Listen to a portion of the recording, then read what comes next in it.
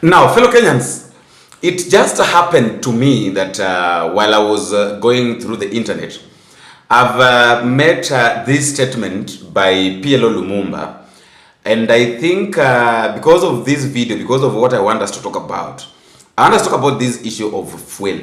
Why is it that in Africa we elect people who are fools in bracket, and then we expect them to lead us the way we want? Like when we are doing the elections, we choose people that are liars, people that are conmen liars. That we just know very well that these people cannot work, but simply because we hate the other people, we choose them or we elect them. And then at the end of the day, you realize that we are the ones that are going to cry, or maybe we are the ones that are now crying. Like for instance, I want you to listen to PLO Lumumba. And then after listening to PLO Lumumba is when we'll get back and continue with our discussion. Africans elect the leaders that they deserve. When they are given the vote to vote, they are in the habit of electing thieves. And once they have elected the thieves, they expect the thieves to behave like angels. When the people do not know what they want, the government they create is nothing but a confederacy of fools. Now, we have a very big problem right now in this country with the issue of fuel.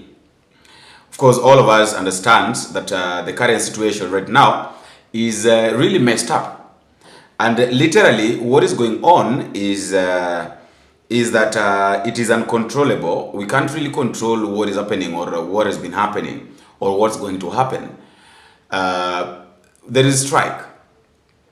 But then, before talking about the strike and everything that people are saying, I've noticed, I've really done a lot of studies, I've really done a lot of research, and I've noticed one thing, that any time or any moment Kenyans call for a protest, you realize that what's going to happen is that William Ruto finds his way out.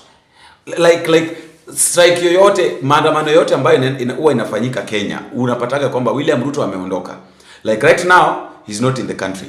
He went outside the country without even addressing the matter. He knew very well that there was going to be a demonstration in the country. And then he decided to fly. Flying is not a problem. Going out is not a problem because you know you are going because of your own business. When unajua kule unaenda, when unajua kile ambacho unaenda kufanya kule ambako unaenda, that is up to you. That is up to you. We are not worried about that. In fact, we are not even bothered about what we're doing with wewe kuenda ama kutoenda. That is not a problem. But then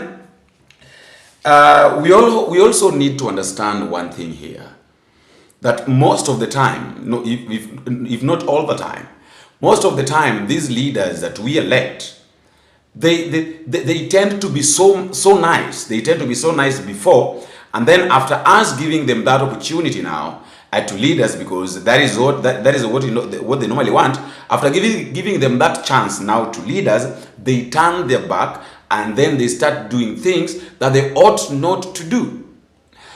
Back in 2022, before William Ruto became the president, when he was campaigning to become the president of the Republic of Kenya, to take over from Uhuru Kenyatta, there was this issue of fuel, hike in fuel, where fuel ilipanda mpaka 148 Kenya shillings. Imagine, fuel ilienda mpaka 148 Kenya shillings. I want you to listen to what William Ruto said. And then, listening to William Ruto, you'll also listen to people like Murkomen. When Murkomen was the senator, what they said in parliament concerning the hike in fuel or the increase in fuel during Uhuru Muigai Kenyatta's time. How come that fuel in Uganda is cheaper than fuel in Kenya? So, and yet the fuel being sold in Uganda goes through Kenya. That tells you that that kind of explanation is escapist.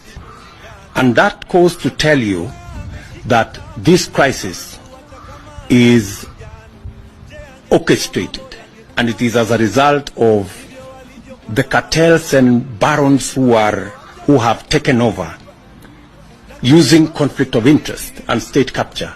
I know many people have an economy and a country that is being run like a juakali. Why is the president so silent? The president should come out so loudly and save Kenyans. He is aware of it, and he is quiet in the State House when people are suffering. They cannot bring their pride and arrogance to this house. We will deal with them. We will not entertain that kind of rudeness, that kind of indecency. Our leadership has failed. There is nothing to hide. We will carry your cross. Handshake government must be accountable to the people of Kenya for the things they did for the last 4 years. Now, that was back in 2022. People were asking, like William Ruto was asking, that how comes in Uganda, fuel is cheaper than Kenya, and the same fuel that is cheaper in Uganda is passing through Kenya to Uganda. That is before he became the president. Now, after becoming the president, the same man that talked about this thing, that said, the same man who said that he is wondering why fuel is high in Uganda, is low in Uganda and high in Kenya, yet that same fuel is passing through from Kenya going to Uganda. Is doing, in fact, says yake ni worse. Yake ni worse. And then I want you to listen to what the president said when he was asked, why is it that fuel in Uganda is cheaper than fuel in Kenya, yet the same fuel is passing from Kenya? Remember, this is the same question that he asked. Now it's being asked. And then this was his answering.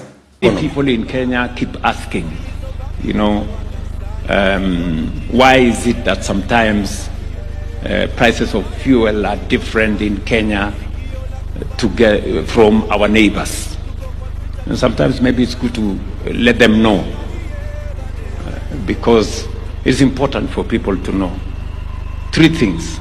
Number 1, Kenya is a middle-income country. Our neighbors are least development countries. There's a big difference. If you want to compare Kenya fairly with others, compare Kenya with other middle-income countries. That is how you will get the figures right. Middle-income countries like Kenya are possibly have higher prices than Kenya, or the same. Do you now understand where we are? Are you really now seeing where we are? That is exactly what is happening. That is exactly how things are moving right now in this country. Literally, that is, I don't know. I don't know whether I should say that is how we operate. I don't know. I'm really trying to look at the best way to talk about this, or maybe the best description to give this, because imagine these are the same people who back then were complaining. Right now, people are complaining about them, and they assume it's like it's nothing. Like they're really brushing it off. At the end of the day, it's nothing. Yeah, kwao si kitu. The second story is this. There is this saying which goes that you never know the importance of somebody or something until you lose it. Remember when the late Raila Odinga was alive, when he was planning for the demonstrations, there were several people who were against him and that were really condemning the things that he was doing. Little did we know that it is going to come, a time will come when people will complain about the same person, like will be like, where is he? Why is he silent? You know, when he was alive, I'm saying this because I've heard a lot of people demonstrating. While demonstrating, they are saying that Raila alituacha kwa mashida. I don't know what you think concerning those things, but I want you to tell me what you think at the comment section, because as a person, sometimes you fail to understand what's going on or what has been happening based on these leaders' reactions. You know, at one point they say this, the other hand they say this. So you wonder what is really the problem or what is going on. Mimi nimeamka kitu saa 10 asubuhi. Nimekanyaga kutoka Kayole mguu. Nikiulizia gari, dereva ananiambia thao. Nimetembea miguu zangu. Na rais anatuambia mafuta atapunguza. Ukiangalia nchi zingine mafuta ziko chini. Lakini Kenya anatuambia tumejenga barabara. Hii nchi imekuwa ikijengwa na barabara na viongozi waliopita hawajaongeza mpaka ikafika wakati kama huu. Sisi lakini serikali inasema kwamba bei imepanda kila mahali duniani, kwa hivyo pia Kenya inapanda. Hakuna, hiyo ni uongo kabisa. Kwa sababu amepandisha mafuta zaidi. Uganda wananunua mafuta hapa kwetu Kenya. Lakini ukiangalia Uganda, Rwanda, Burundi, mafuta iko chini kushinda taifa letu la Kenya. Na mafuta inashukishiwa Kenya ikienda Uganda. Unajua anacheza na akili yetu sisi wa Kenya. Na sisi Gen Z tumechoka. Haya, acha niongee na Gen Z mwingine. Heri maandamano ya baba kuliko maandamano nini ya saa hii. Gen Z peke yetu tunatetea haki zetu. Hakuna wakubwa wetu saa hii. Baba alikufa akatuacha, tunateseka. Tunachapwa Matiang'i peke yetu. Lakini viongozi huko juu wamenyamaza tu, wanatangaza na wanajificha. Wanatangaza wakijificha. Sisi wenyewe tunaumia wenyewe kwa wenyewe. Asante. Mimi ni activist. My name is Gibson Malaya. I'm a Kenyan activist, and you're here at the street right now because you have come to say that our government shall not take us the way they are taking us, like people who are full. We are here because we want to defend our rights, and I want to tell you, Mr. Kasongo, one thing that you must know. We can't negotiate on you because you are doing bad things on us. Kazi ni kutuambia umetutengenezea mabarabara, umetujengea manyumba, una destroy our houses, unatuambia unatutengenezea affordable houses. Tukiingia kwa hiyo affordable houses, mnatuambia kuna mtu amekuja ako na pesa. Sisi tunaumia, nyanya sasa hii imepanda, soko mmetubomolea, leo magari zimepanda. Kasongo, you are going to take one term. Na kwa hii street mafuta lazima utashuka. Unatushukishia mafuta na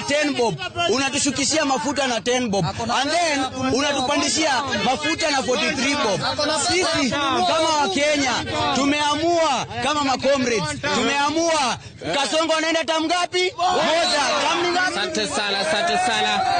Bila shaka naomba tu nikupe picha ya namna ambavyo hali iko. Maafisa wa polisi wametulia kwenye magari yao, wanapiga doria kuhakikisha kwamba hakuna ambacho kinaenda mrama.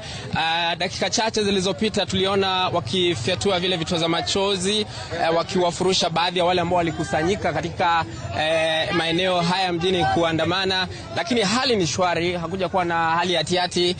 Maduka yamefungwa. Kuna duka moja kuu pale la kuuza viatu, mara nyingi wakati napita mjini napitia hapa, imefungwa kabisa, na hakuja kuwa na dalili zozote za wale ambao wanafungua maduka. Lakini kuna wale, kama tulivyoshuhudia wakati mwingine wa maandamano, kuna wengine ambao wanatembea na mabakora rungu hivi. Sijui kama ni wale ambao wanalinda maeneo haya, sijui kama tunaweza ongea nao. Naomba tu tueleze, mbona mnabeba rungu ama nyinyi ndio mnalinda hizi duka? Tunalinda hizi duka, business community. Jina lako ni nani? Christopher nani? Christopher Kenywa. Okay, so mmekuwa hapa, mmeshika doria, mko kama wangapi mjini ambao mnafanya shughuli? Tuko wengi. Wangapi? Wengi. Kwa sababu hapa tuko Ntomboya, Ronangala, na tuko Mfangano lane ni magari zinasimama hapo, na ni sako mingi zaidi ya 10. Kwa hivyo kwa sako 10, toa kila sako toa vijana 5. Okay. So kama vijana kama 50 hivi kwenda juu. Okay.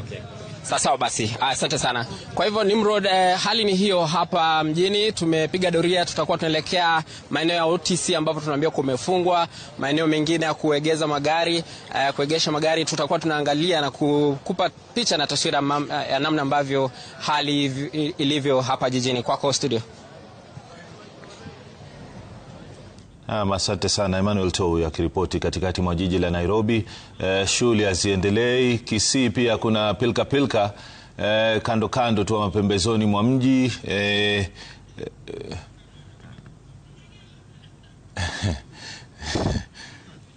Sasa sijui kama ni mua wao ulikuwa usafirishwe kuelekea sehemu nyingine au namna gani, lakini hali ya usafiri haiwezekani, imeshindikana kwa sasa. Tutakuwa tunaungana na wanahabari wetu baadaye kutoka Nakuru, Kericho, Homa Bay, Siaya na vile kaunti ya Uasin Gishu kuweza kujua hali ikoje, lakini kwa sasa let me know what you think, and please don't forget to click the subscribe But until we meet again in the next video, if it is possible, I have been your host, Boniface. Bye-bye.